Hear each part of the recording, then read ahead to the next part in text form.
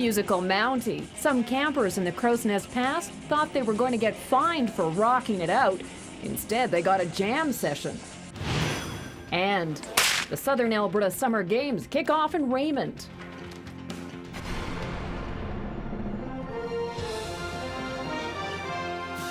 CTV News with Jackie Scantlebury. Good afternoon. A gruesome discovery for employees of a waste removal company in Lethbridge. They found a man's body in a pile of cardboard recycling. Workers at BFI Canada uncovered the body of a 51-year-old man among piles of cardboard at the North End business around 6:30 last night. Police say there aren't any clear signs of foul play, but an autopsy was conducted today in Calgary.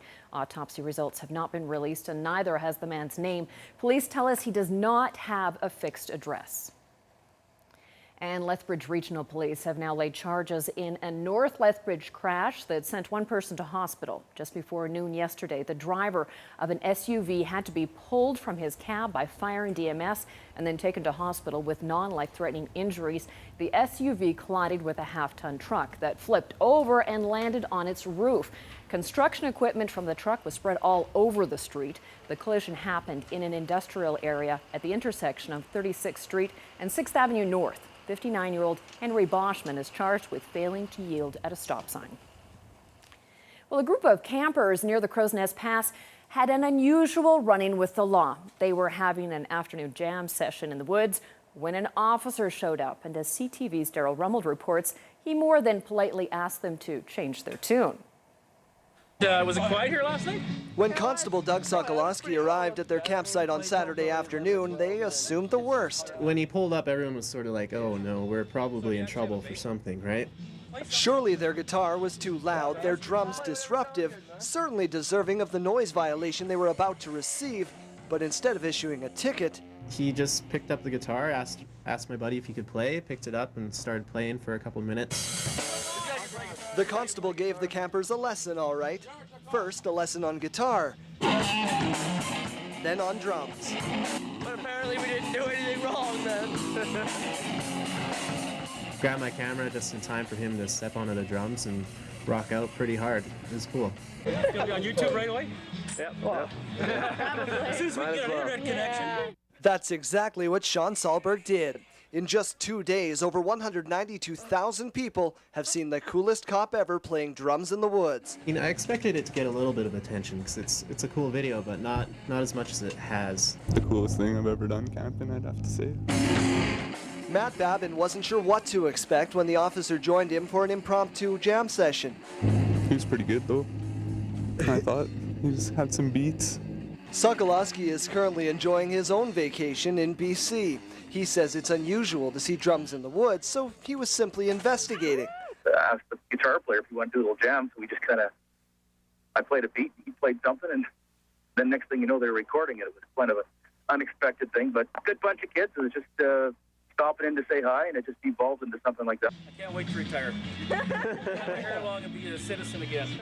Constable Sokolowski says his only regret is that it may not have been his best musical performance. For their part, the campers say they hope to one day get the band back together and try to recreate the magic that earned the officer the title of Best Cop Ever. Daryl Rummel, CTV News, Lethbridge. Now, Constable Sokolowski says he'd actually forgotten about the whole incident until his phone started ringing yesterday. We have posted the full video on our Facebook site.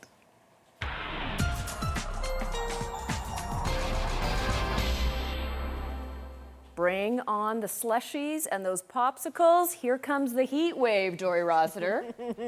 Yeah, I know. Lots of bottled water. Make sure you've got sunscreen, all those things. You're going to need them because the heat is on. We could be sitting at 34 degrees come Tuesday. And I don't want to hear one complaint about heat because I had a lot of complaint about the rain. I'll have more details coming up in a couple of minutes.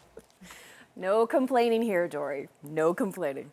The town of Raymond is hosting Southern Alberta this week. The 43rd annual Southern Alberta Summer Games is now underway. As Terry Boat reports, the town has doubled its size as participants and their families arrive from 13 regions across the south.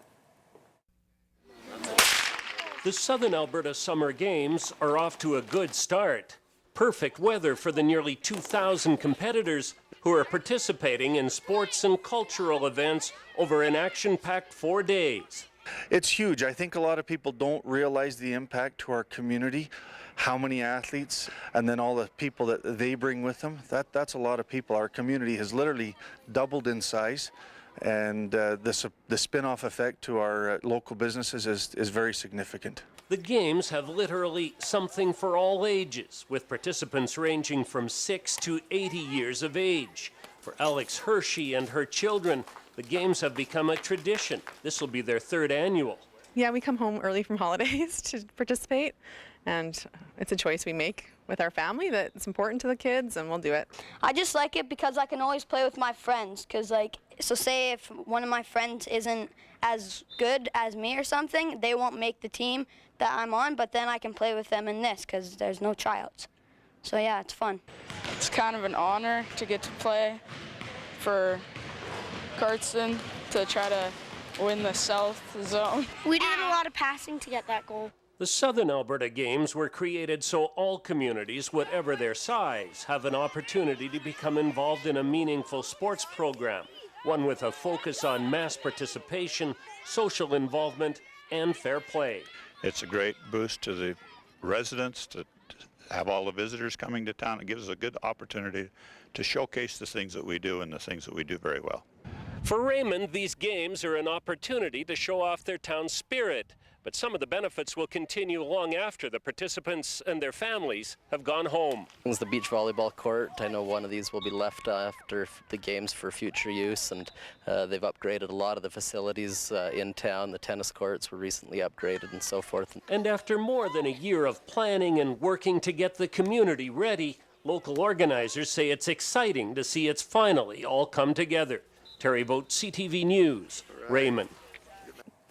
And of course, later this month, the action is going to shift to Lethbridge, which is hosting the Alberta Summer Games, July 26th to the 29th. And that event will attract 3,000 athletes, coaches, and officials from across Alberta. Sports passes and tickets to the opening ceremonies are now available online at 2012albertasummergames.ca. Major bus line won't be stopping in most southern Alberta communities starting this fall. As of October 1st, Greyhound will cut service along Crow's Nest Highway and Highway 2. Residents east of Lethbridge and between Fort Macleod and Calgary won't have passenger service in their towns. Northbound services from Lethbridge will also be reduced. Greyhound has made several service cuts since the province deregulated the highway passenger industry last year. Last fall, Greyhound reduced their prices on some southern Alberta routes when Red Arrow began offering express return trips between Lethbridge and Calgary. Local group is looking for families with true Lethbridge hospitality to host exchange students. 35 Japanese high school students visiting the city from July 24th until August the 5th. Hosts should have an available room and a bed for students and also provide 3 meals a day.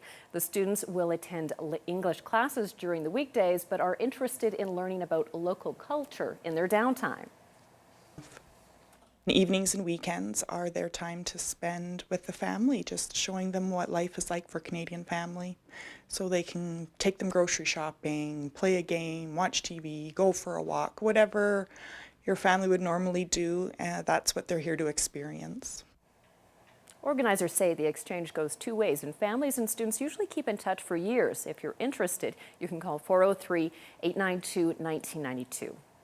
The University of Lethbridge is about to tackle a plumbing project that would scare most homeowners, a 12-hour water line replacement. Contractors are preparing for the weekend when they'll replace a system that moves more than 50 times the water daily that the average home uses in a month. The water main connects the Sports and Wellness Building, Turcotte Hall, and the Students' Union buildings. These buildings will be locked Saturday afternoon at 5 o'clock. Until 8 o'clock Sunday morning. The pipe replacement is part of a $5.6 million upgrade to the phys ed building. Since the PE building was built, there's been 4 different buildings added onto it, and so that pipe serves all 5 buildings now. So part of this upgrade is putting in isolation valves to each building, and it's just going to make it operate a lot better. The Max Bell Aquatic Center, Fitness Center, Track and Climbing Wall will be closed from 5 Saturday afternoon until 8 Sunday morning. If you haven't heard yet, you can now check out all of our news, weather and sports online. We're on Facebook at CTV Lethbridge, but you don't have to have Facebook to be able to watch. You can just type CTV Lethbridge and Facebook into your search engine on your computer, and you can watch our shows. And you can also follow us on Twitter, where we post the latest news and videos. Now in the markets today, another difficult day as markets try to rebound yet for more uncertainty overseas. Here are the closing numbers.